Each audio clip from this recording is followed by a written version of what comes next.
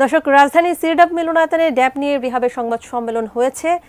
আমরা এই বিষয়ে সরাসরি জানতে আমাদের সংযুক্ত হচ্ছে আমাদের সহকর্মী রবিউল ইসলাম গোলাম কাদির রবুর সঙ্গে। রবু, এই বিষয়ে সংবাদ সম্মেলন থেকে কি তথ্য এসেছে আমাদের একটু জানাবেন। নির্মাণ ড্যাব প্ল্যান যেটা প্রণয়ন করেছে, রিহাব বলছে যে এই প্ল্যানটি আসলে তারা বাতিল চাচ্ছেন। কেন চাচ্ছেন তার যুক্তি হিসাবে তারা যেটি বলছেন যে এই ড্যাপের কারণে রাজধানীতে ভবনের উচ্চতা যেমন কমে যাবে তেমনি ভবনের আয়তনও কমে যাবে।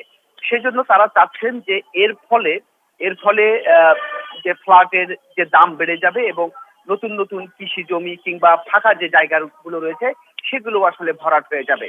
যে কারণে তাদের যুক্তি হচ্ছে বরং ড্যাব বাতিল করে 2008 সালের সরকার যে ঢাকা মহানগর ইমারত যে বিধিমালা রয়েছে সেটির বাস্তবায়ন তারা চাচ্ছেন।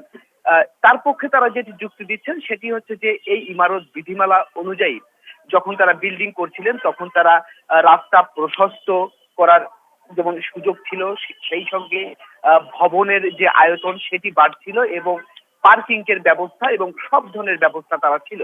সেজন্য তারা বলছেন যে ড্যাব বাতিল করে বরং 2008 সালে যে ঢাকা মহানগর ইমারত যে বিধিমালা রয়েছে সেটিই তারা বাস্তবায়ন চাচ্ছেন।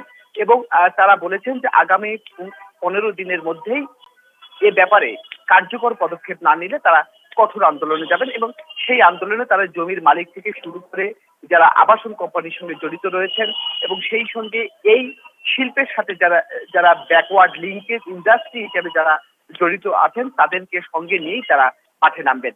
আজকে সংবাদ সম্মেলন থেকে তারা আসলে এই কঠোর হুঁশিয়ারিটি দিয়েছেন।